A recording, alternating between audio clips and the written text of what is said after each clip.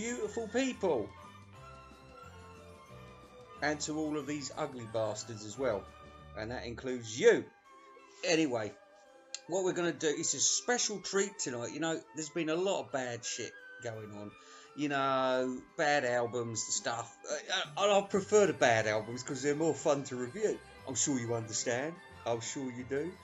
But today, what we're going to do is, and for you Yankee doodles, I expect you wankers all know about this anyway, you know, because you're such bloody experts, aren't you? Oh, I've just got this from Paris, France. It's an Odeon copy of blah, blah, blah, blah. Well, anyway, this is the first Beatles compilation album we're going to do today. Released exclusively in England, maybe a couple of other countries as well. You know, maybe Australia released it. I think Australia did one as well, a little bit different. But this one is called A Collection of Beatles Oldies. But Goldies. And it's fantastic. It's a fantastic album. Yeah, you know how compilation albums go these days. You know, you get some brilliant ones, but then you get these ones that just sort of come out, and the people who've released them have also done a really shit new song which they put on there. Sadly, we had this bad song on here which kind of ruins the album totally, because it's a bit naff. It's not Lennon McCartney. They just threw it in there because they had no new material to give the audience in December 1966. And you know, but there was the Beatles at this point. You know, all this Jesus Christ business had happened with John Lennon, and they were taking heavy drugs, and the Monkees were getting big as well. And in America, Herman's Hermits totally taken over the Beatles. So there was a big worry that the Beatles were at the end of their game. Anyway, Epstein was also under threat at the time, because the Beatles were getting itchy feet. You know, probably getting a lot of offers from different people, Alan Klein being one of them, who I respect and admire as a great businessman.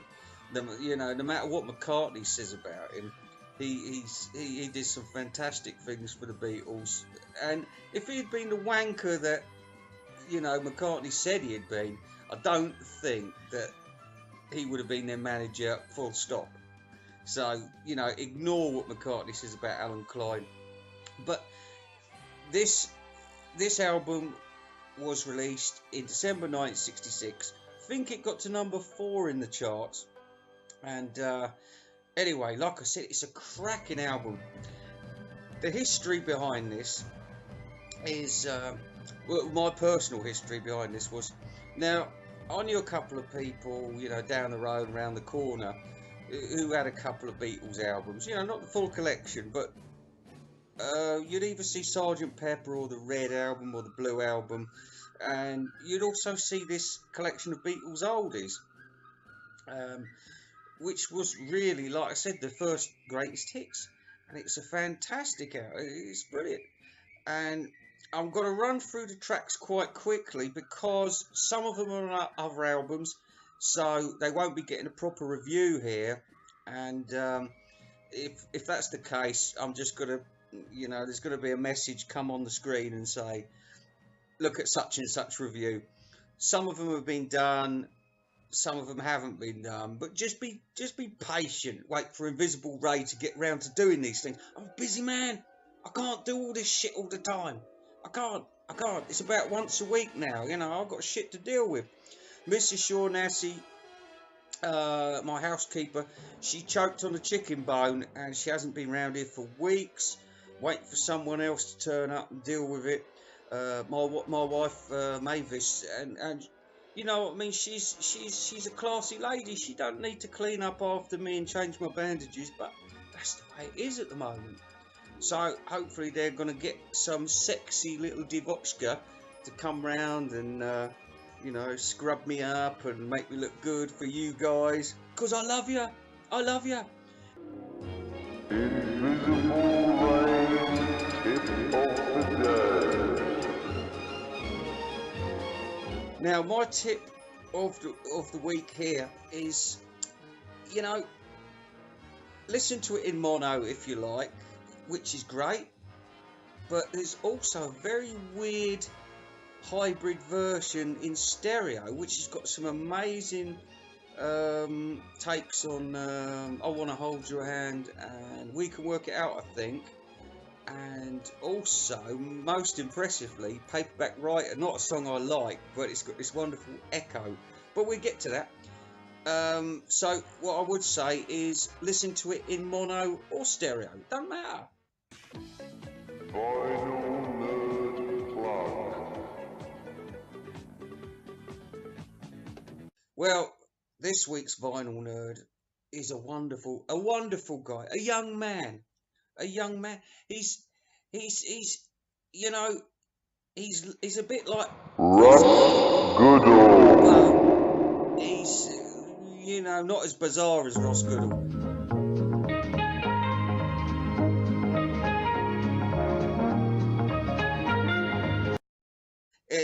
And he's called Rock Boy 367 or some shit like that. I don't know, but anyway, look, this guy, he's really into it. He's obviously some Richie Rich kid. He is. And I mean, well, lovely boy. I'm gonna run you ragged. Lovely boy. But I expect, no, he's a grown-up fella. He's a grown-up. But I just want to give him a mention because, you know, me, Invisible Ray, admire his channel, and I do.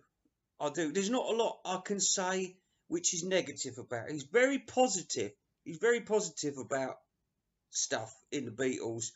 He reminds me of myself when I was that age. You know, the Beatles can do no wrong, Paul McCartney can do no wrong, but they can. But he's yet to learn and hate the Beatles, you know, individually for their crimes.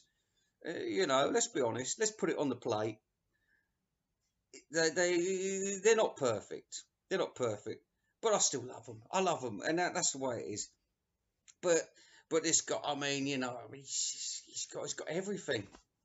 He's even got the Family Way. It's a tough album to get hold of, you know. It took me ages to get that one. But watch his channel. He's a good boy. I'm gonna run you ragged. Here's to you, Rockboy 367021 blah blah blah blah Shannon Doherty. No, West Coast America. How do you mean? Los Angeles, San Francisco, New York, you know. Oh, I was one of the beautiful people. All right, so let's get on with the review without any further ado.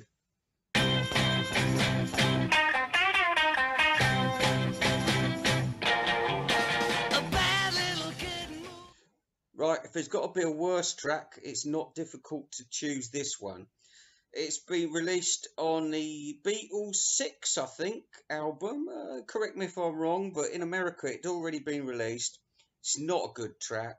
It's all right. I mean, it's all right, but it sounds like a couple of their other covers at the time. You know, it's nothing great. You know, hey Junior, behave yourself. Down. Garbage day. Huh? No.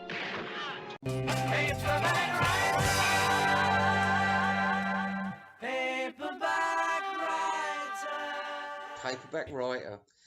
It gets thrown in with all this Revolver bullshit, and you know, because they did a colour video and everything, people tend to like it a lot more than it should be liked. I personally think that this is the Beatles' worst single. This was come out same time as Revolver and the same year as this album came out. Got to #1, but I don't like it. I just, you know, of course I listen to it because it's the Beatles. It's a fucking single they done, but I'm not keen on it. It's not brilliant. I mean, the paedophile Jimmy Savile said, I remember listening to his show on Sunday. He said apparently it was him that inspired it because he said to Paul McCartney, "Can you write a song about anything?" And Paul McCartney's just pulled this out of his head and said, yeah, and they come up with a paperback writer. Don't like it though, folks. I don't like it. That's why it's second to bottom. Many more of them live next door, and the band begins to In a submarine? Well, in this case, what we're going to have to do is refer you to the Revolver review. Great song. I like it. I like it.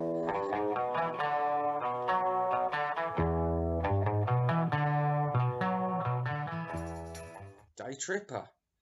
Drugs influence here. It was a change of pace for the Beatles. I think it was different to a lot of the stuff they'd done before. I like it. It's got a great riff to it. Down.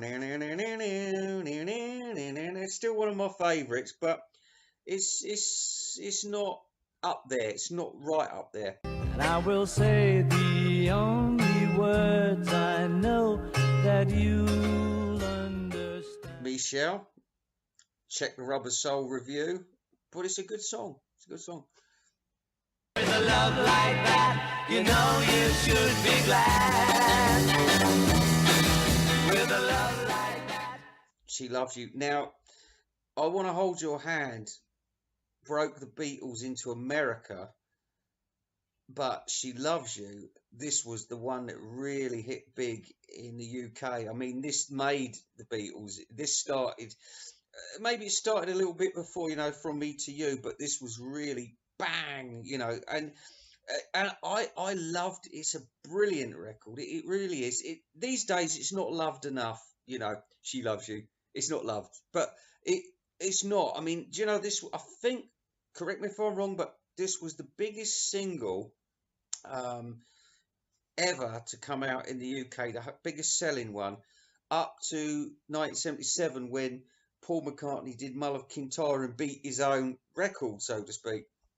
It's fantastic. It really is good. And I've got to give it a listen a little bit more. And I bet you lot out there don't give this one much love anymore. But it really deserves it, because I don't think the Beatles would have really got much further had this record not come out. But this really put them on the map. Totally. It's great. With a love like that, you know you should be glad. Yeah, yeah, yeah. Yeah, yeah, yeah, yeah.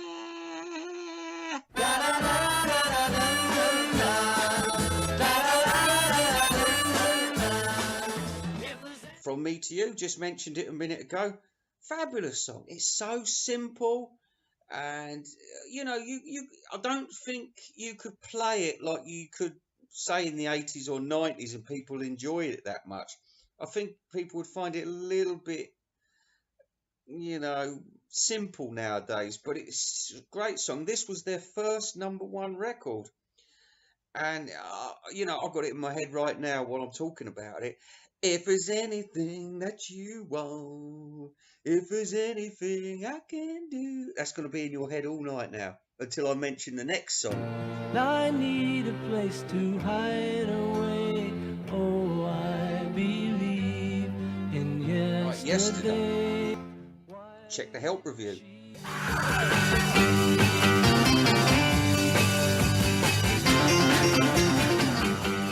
A Hard Day's Night. Check A Hard Day's Night review from Invisible Ray. I don't care too much for money. Money can't buy me love. Can't buy me love. Can't Buy Me Love. I want to talk about it right now, but I can't. Check A Hard Day's Night review from Invisible Ray. Life is very short and there's no time. We can work it out. Now, this was like a double A side with Day Tripper, and it's fabulous. It is absolutely wonderful. I love the video to it as well.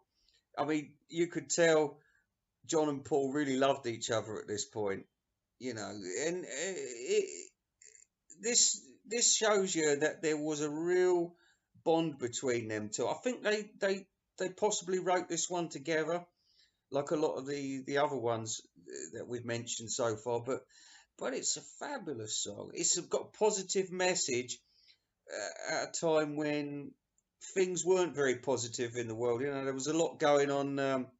It's hard to believe now, but white man ruled most of black man's world, and also the Oriental people were suffering due to hostile American invasions. And it was a bad time all around the world. People forget, they say the 60s, wow, London buses, Big Ben, Carnaby Street, but there was a hell of a lot of shit going on in the world. But this song would have been, I'd have liked to have been around in 1965 to appreciate the positiveness of this song. It's just it is, I love it now to this day. It's one of the few songs that I'll search for, if I want to, I've got my player at work and I'll just go, we could work it out. Yeah. It's going to get a listen. Whereas, perhaps A Hard Day's Night or something like that wouldn't, but I still got it. It's a great tune. It's lovely, fantastic. Help me if you can, I'm feeling down. And I do appreciate you being. Help. Another great tune. See the Help review. I'm so glad that she's my little girl. She's so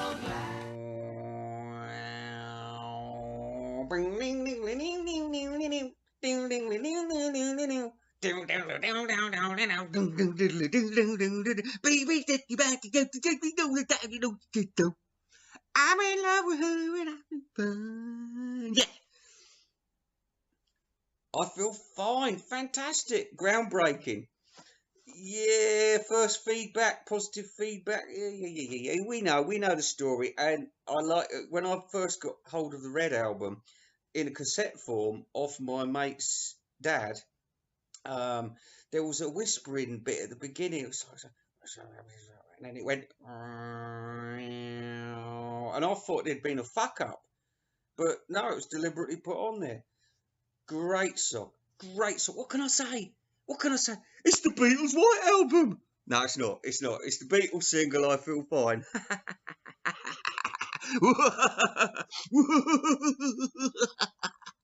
don't know why she's riding so high. Sure been quite sure to ride by me. Ticket to Ride. Whoa. What guitar riff. What down. I'm gonna be there. Stands up. But see the Help review for that. All right? Sorry about this, but it's the way it is. It's a 10 out of 10. I wanna hold your hand. I wanna hold your hand. All right. At number 2, surprisingly, it's I Want to Hold Your Hand. What can we say about this song? This song deserves so much respect. I don't know how the Beatles managed to do it. I think history records that they wrote it on a bus in about 10 minutes, and yet it captured the imagination of America. And, it's still far more loved in America than it is in Britain, because we've got She Loves You, whereas the Americans have got I Want to Hold Your Hand. And it speaks volumes about the market. She Loves You is a very British song, and I Want to Hold Your Hand is a very American song, and it really works for that audience. And this was the catapult. It really was. I mean, after this, it went further than we could imagine. They lasted a lot longer than a lot of people expected them to, but this guaranteed them at least another 2 years of great fame. And here we are. I mean, 60,000 years later, we love it and we're still listening to it. This one's timeless. It's going to be played at bar mitzvahs, weddings, fucking everything, parties. I wanna hold your hand. I wanna hold your hand. I wanna hold your hand. Mr. Mayo. No, just joking. I look at